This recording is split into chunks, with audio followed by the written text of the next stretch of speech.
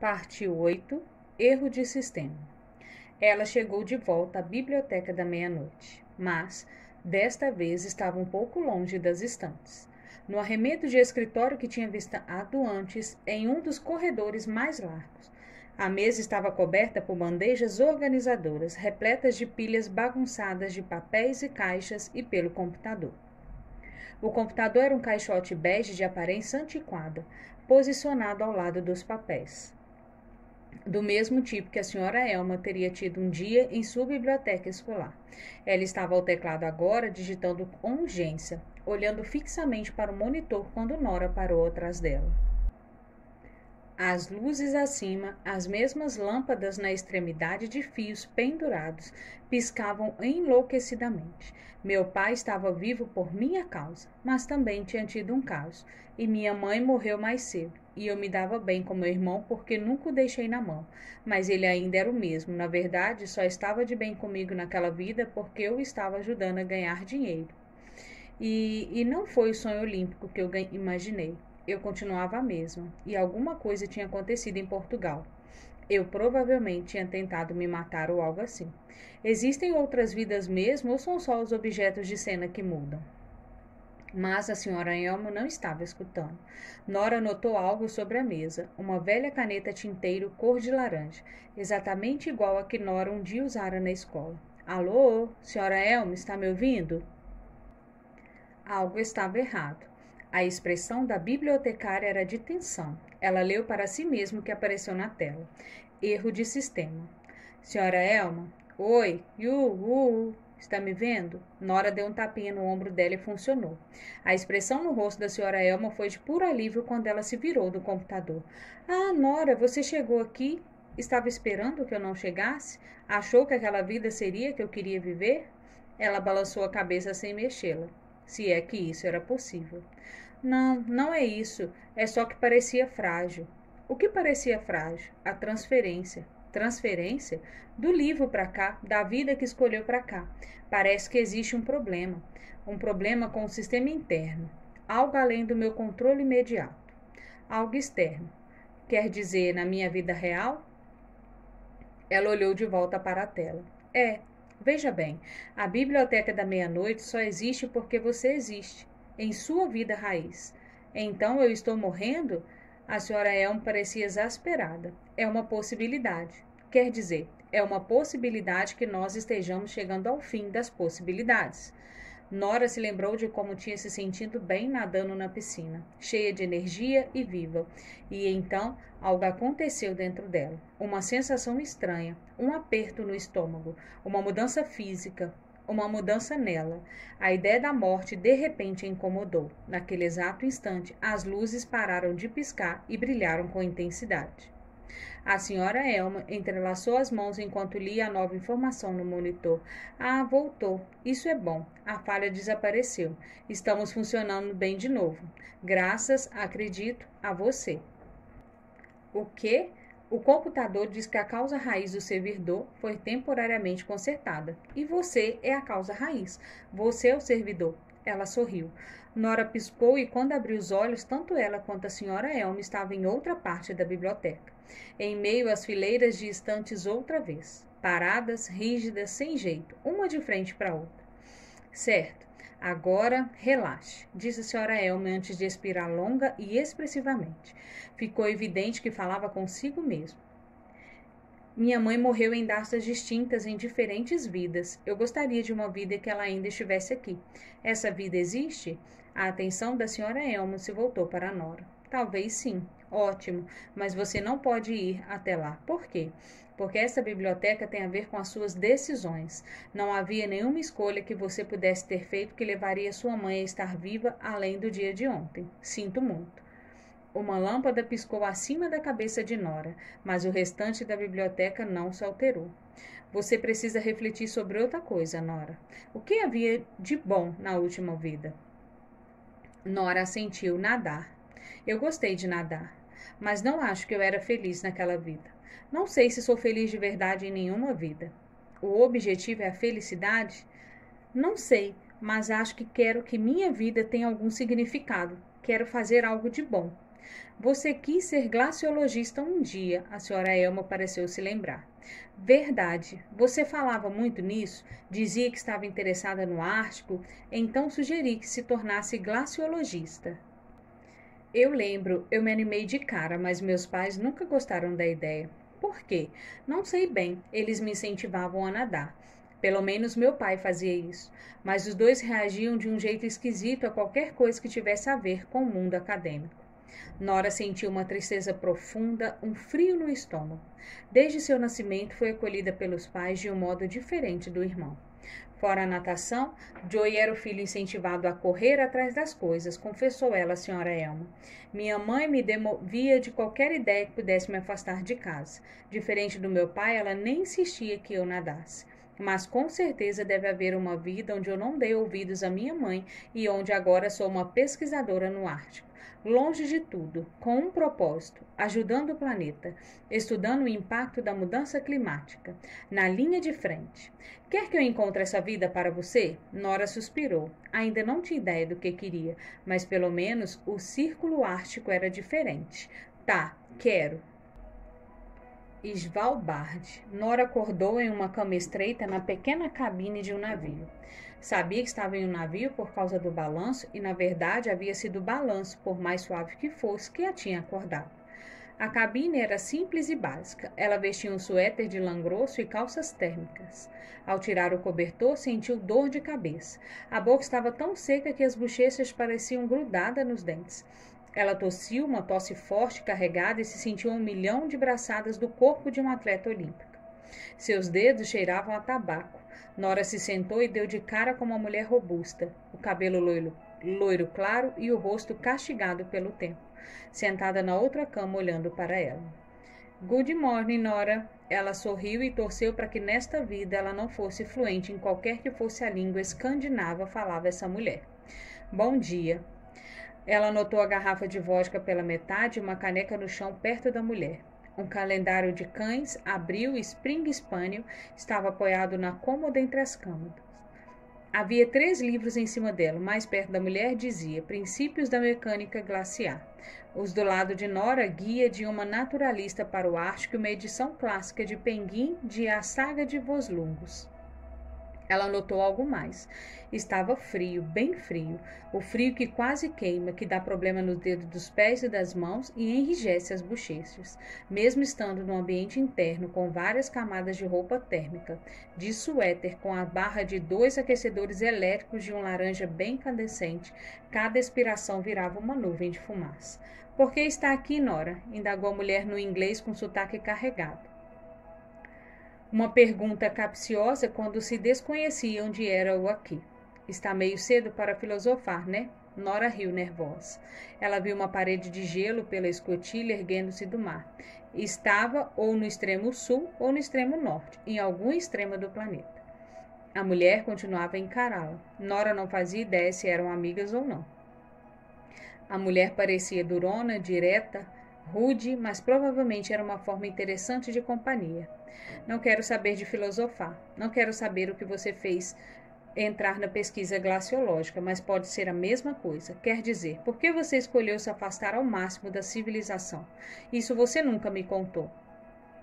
Não sei, respondeu ela. Eu gosto de frio. Ninguém gosta deste frio, a não ser que seja sadomasoquista. A mulher tinha razão. Nora pegou o suéter ao pé da cama e o vestiu por cima do que já estava usando. Enquanto fazia, ela viu ao lado da garrafa de vodka um crachá jogado no chão. Ingrid Skipper, professora de Geociências, Instituto de Pesquisa Polar Internacional. Não sei, Ingrid, é que eu gosto de geleiras, acho. Quero entender mais sobre elas. Por que estão derretendo? Ela não estava parecendo uma especialista em geleiras, a julgar pelas sobrancelhas erguidas de Ingrid. E quanto a você? Perguntou ela esperançosa. Ingrid suspirou, esfregou a palma com o polegar. Depois que Per morreu, não suportei continuar em Oslo. Todas aquelas pessoas não eram ele, sabe? Tinha essa cafeteria que a gente costumava frequentar na faculdade. A gente se sentava junto, mas em silêncio, um silêncio feliz, lendo jornais, tomando café. Era difícil evitar lugares como esse. A gente andava por todo lado. Sua alma problemática vagava em todas as ruas. Eu vivia dizendo à lembrança dele que fosse embora, mas não adiantava. O luto é uma desgraça. Se eu tivesse ficado um pouco mais, teria odiado a humanidade. Então, quando surgiu um cargo de pesquisadora em Svalbard, eu pensei, tipo, essa é a minha salvação. Eu queria estar em algum lugar onde ele nunca havia pisado. Queria um lugar onde não tivesse de sentir o fantasma dele. Mas a verdade é que só funciona pela metade, sabe?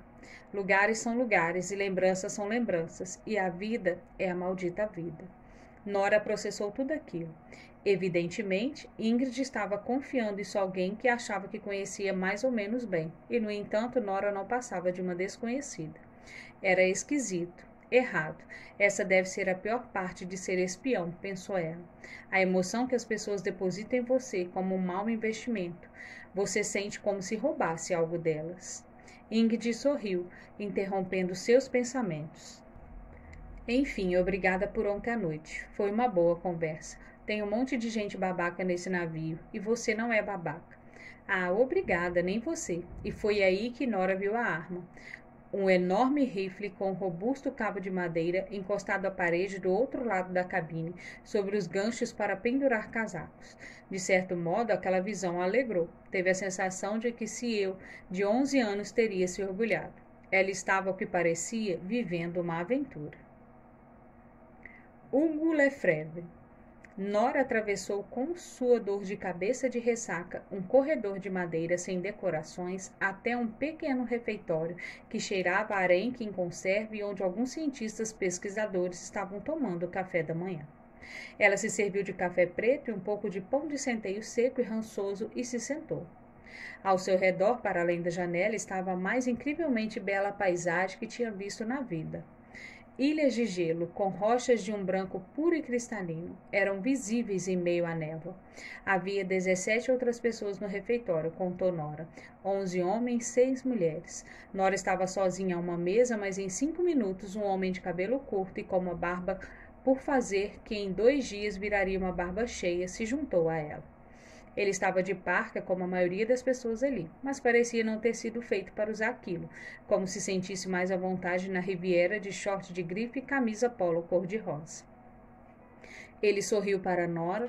Ela tentou traduzir o sorriso e entender o tipo de relacionamento que tinham.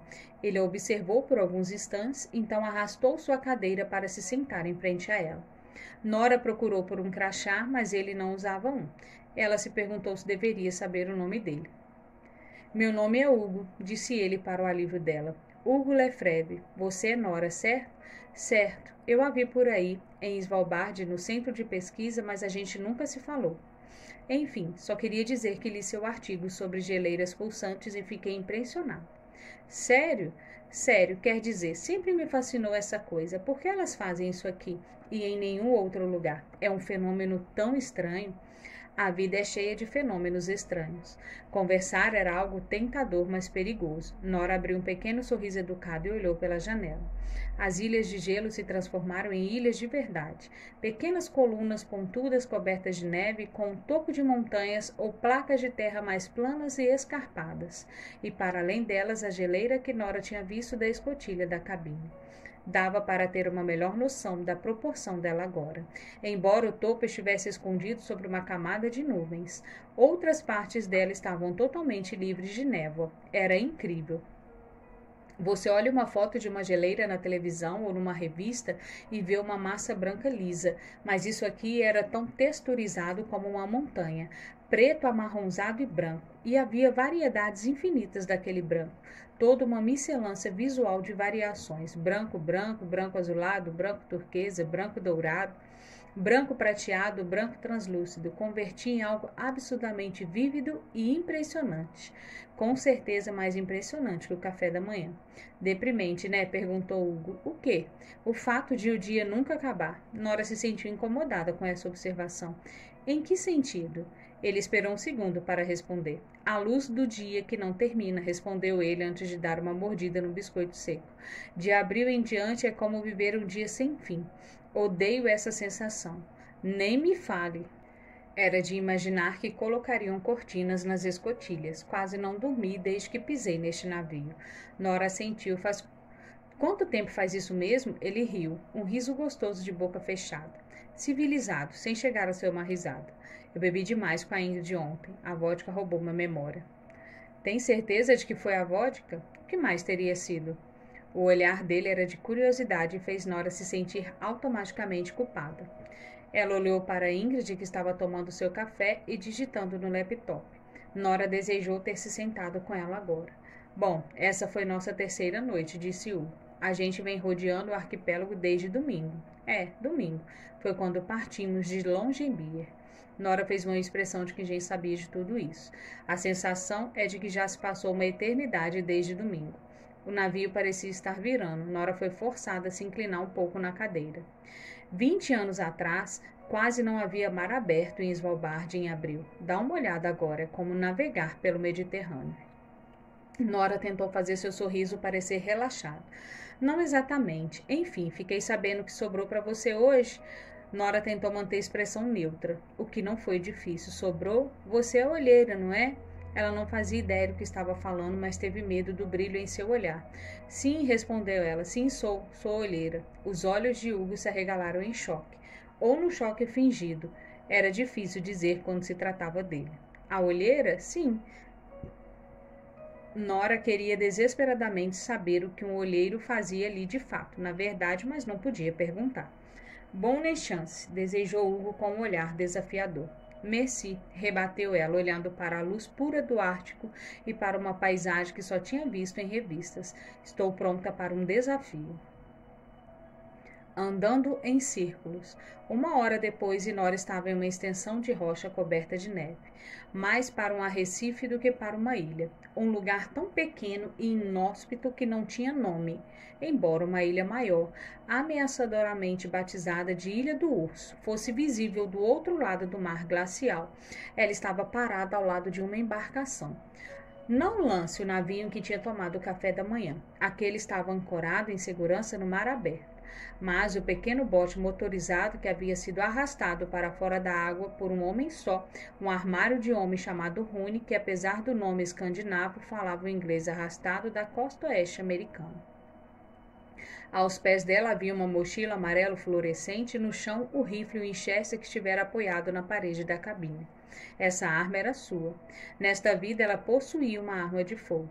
Perto da arma havia uma panela com uma concha dentro. Na mão segurava outra arma menos mortal, uma pistola de sinalização pronta para disparar um sinalizador. Nora havia descoberto que tipo de olheira ela seria. Enquanto 9 dos cientistas conduziriam um trabalho de campo sobre o rastreamento climático nesta minúscula ilha, ela ficaria de olho em ursos polares. Aparentemente, esta era uma perspectiva bastante real, e se avistasse um, a primeira coisa que tinha de fazer era disparar o sinalizador. Isso serviria a um duplo propósito: A. Afugentar o urso e B. Alertar os outros. Não era um plano infalível. Humanos eram uma saborosa fonte de proteína e os ursos não eram conhecidos por seu medo, principalmente nos últimos anos, quando a perda do habitat e das fontes de alimento os tornou ainda mais vulneráveis, forçando-os a ser mais imprudentes. Assim que você disparar o sinalizador, disse o mais velho do grupo, um homem de feições angulosas e sem barba chamado Peter, que era o líder de campo e que falava em um estado de fortíssimo permanente, bata com a concha na panela. Bata enlouquecidamente e grite. A audição deles é sensível. São como gatos, 9 em 10 vezes. O barulho afugenta os ursos. E a outra vez em 10? Ele fez um movimento com a cabeça para baixo, indicando o rifle. Você mata o urso antes que ele mate você. Nora não era a única com uma arma, todos carregavam uma. Eram cientistas armados. Por fim, Peter riu e Ingrid deu tapinhas na costa dela. Espero de verdade, começou Ingrid com uma risada rouca, que você não seja comida. Eu sentiria saudades. Contanto que não esteja menstruada, deve ficar bem. Jesus, o que? Eles conseguem farejar o sangue a 1 quilômetro de distância. Outra pessoa, alguém tão fortemente agasalhado que era impossível dizer quem era, mesmo se já o conhecesse, lhe desejou boa sorte em uma voz distante e abafada. Voltaremos em 5 horas, disse Peter para ela. Ele riu de novo e Nora torceu para que ele estivesse brincando. Ande em círculos para se manter aquecida. E então eles se foram, caminhando pelo terreno rochoso e desaparecendo na névoa. Por uma hora nada aconteceu. Nora andou em círculos, pulou do pé esquerdo para o direito, a névoa rareou um pouco e ela estudou a paisagem. Ficou se perguntando por que não retornava à biblioteca. Afinal de contas, parecia meio que numa merda. Com certeza havia vidas onde ela estava sentada ao lado de uma piscina pegando sol neste exato instante.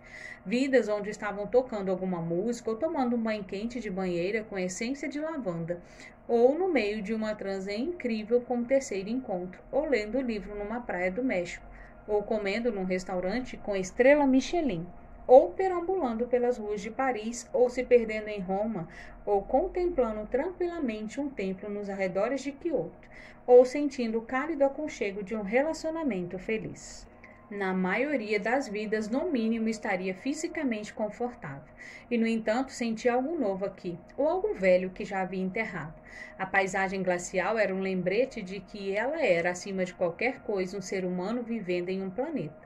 Quase tudo que ela havia feito em sua vida se deu conta. Quase tudo que havia comprado, trabalhado para conseguir e consumido a tinha afastado cada vez mais do entendimento de que ela e todos os seres humanos eram, na verdade, apenas uma entre 9 milhões de espécies.